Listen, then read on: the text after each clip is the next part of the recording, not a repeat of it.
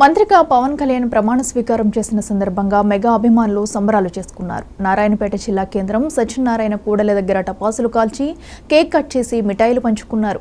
అనంతరం మెగా అభిమానులు ఒకరికి ఒకరు శుభాకాంక్షలు తెలుపుకుని పవన్ కళ్యాణ్కు అభినందనలు తెలిపారు. పోటీ చేసిన 21 అసెంబ్లీ స్థానాలు 2 పార్లమెంటు స్థానాల్లోనూ విజయం సాధించిందని ఆనందం వ్యక్తం చేశారు.